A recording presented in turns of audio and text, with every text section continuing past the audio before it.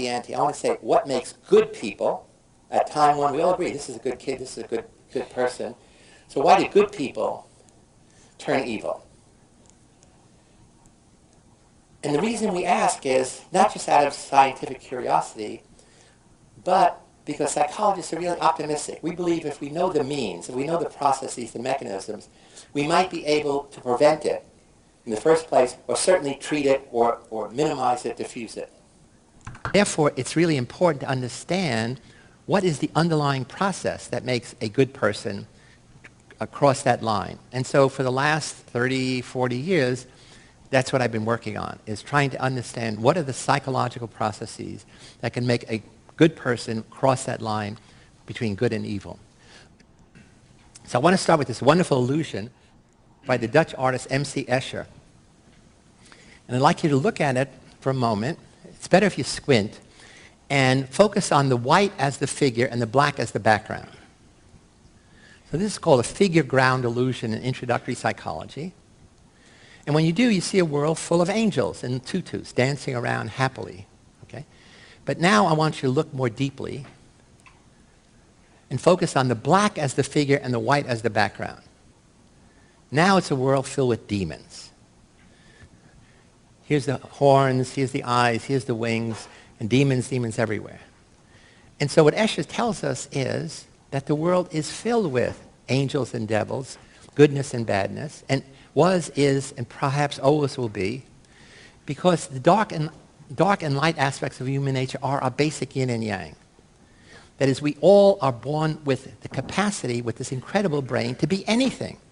Anything that is imaginable becomes possible. Anything that becomes possible can get transformed into action, for better or for worse. So he asked two very dangerous questions. Would you electrocute a stranger if Hitler asked you to? One, could the Holocaust happen again in America? He's a little Jewish kid, and he was seriously concerned about that, even in high school. And so he began to do this research in 1963 at Yale. And before we quickly go through his research, many of you know about it, but I think you don't know about it the way I'm going to present it. Why did he do this research? And especially given that we are in the Jewish Center here, I think it's really critical, because the research is clearly labeled as one of the most unethical of all until I did my Stanford prison study. And then I took that mantle away from him.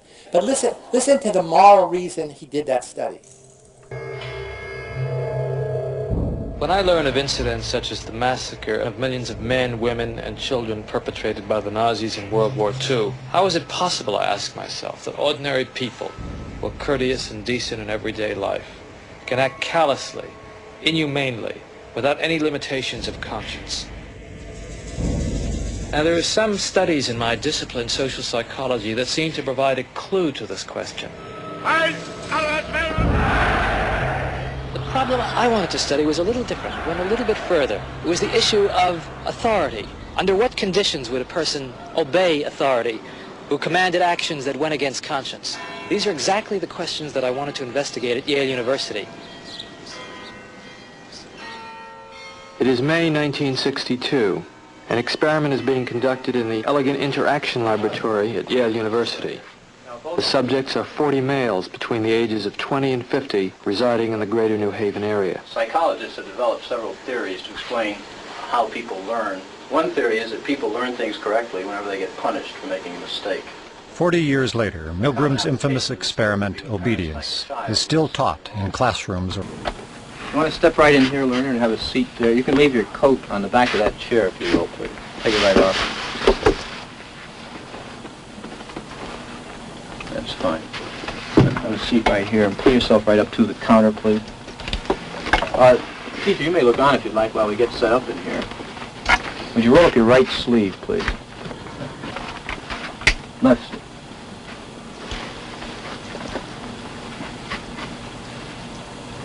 That's fine. Now what I'm going to do is strap down your arms to avoid any excessive movement on your part during the experiment. Is that too tight? That's all right. Okay. This electrode is connected to the shock generator in the next room. And this electrode paste is to provide a good contact to avoid any blister or burn. About 2 years ago, I was at the Veterans Hospital in West Haven. And while there, they detected a heart condition. There's nothing serious, but as long as I'm having these shocks, how strong are they? How dangerous are they? Well, no, although they may be painful, they're not dangerous. Anything else? No, that's all. All right, teacher, would you take the test and be seated in front of the shock generator, please, in the next room? But the experiment was rigged. The victim was an accomplice of the experiment. The victim, according to plan, provided many wrong answers. His verbal responses were standardized on tape, and each protest was coordinated to a particular voltage level on the shock generator. Now, as teacher, you were seated in front of this impressive-looking instrument, the shock generator. Its essential feature is a line of switches that goes from 15 volts to 450 volts, and a set of verbal designations that goes from slight shock to moderate shock, strong shock, very strong shock, intense shock, extreme intensity shock, and finally XXX, danger severe shock. Your job, the experimenter explains to you, is the word pair test. If he gets each answer correctly, fine, you move on to the next pair. But if he makes a mistake, you are instructed to give him an electric shock, starting with 15 volts, and you increase the shock one step on each error.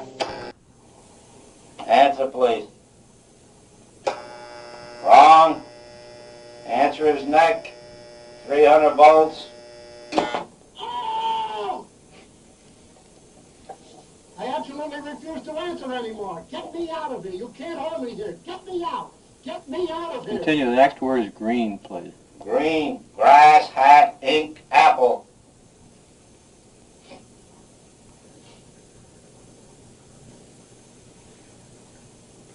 I can't go on. He won't answer.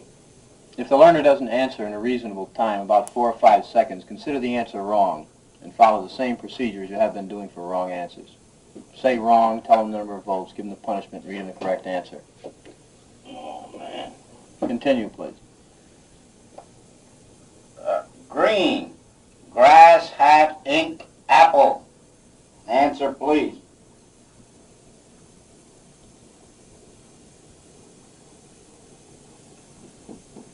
Go on with the procedure, please, teacher. 315 volts. The answer is ink. Oh! Next one. I refuse to answer. No, you gotta keep getting a shock if you don't answer. The next one is rich. 330 volts. Let me out of here. Let me out of here. My heart's bothering me. Let That's me out, I what- tell you. Let me out of here. Let me out of here. You have no right to hold me here. Let me out. Let me out. Let me out. Excellent. Fast. Let me out. Let me out. Bird. Car. Train. Plane.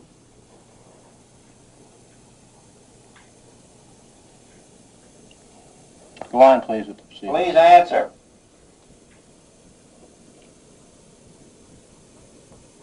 The answer is bird. 345 volts.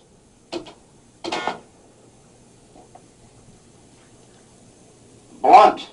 Knife, stick, word, arrow. Answer, please. Continue, please. The answer is arrow. 360 volts.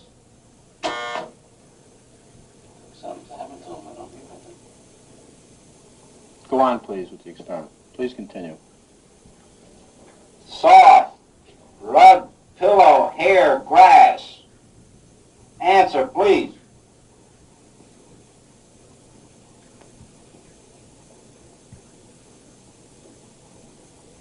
Go on, teacher. Hair, 375 volts. I think something's happened to that fellow in there. I don't get no answer. He was hollering a less voltage. Can't you check in to see if he's all right, please? Not once we've started. Please continue, teacher. Cool, day, shade, water, cave. Answer, please. Are you all right in there? Are you all right? Please continue, teacher. Well, I keep giving him shocks. Continue. I'm up to 390. Continue, please. Something's happened to that man there. It's a great cartoon which summarizes my talk. I'm neither a good cop nor a bad cop, Jerome. Like yourself, I'm a complex amalgam of positive and negative personality traits that emerge or not depending on the circumstances. And long before this New Yorker cartoonist said this, George Bernard Shaw in Major Barber says, every reasonable man and woman is a potential scoundrel and a potential good citizen. What a man is depends upon his character, what's inside. What he does and what we think of what he does depends upon his circumstances.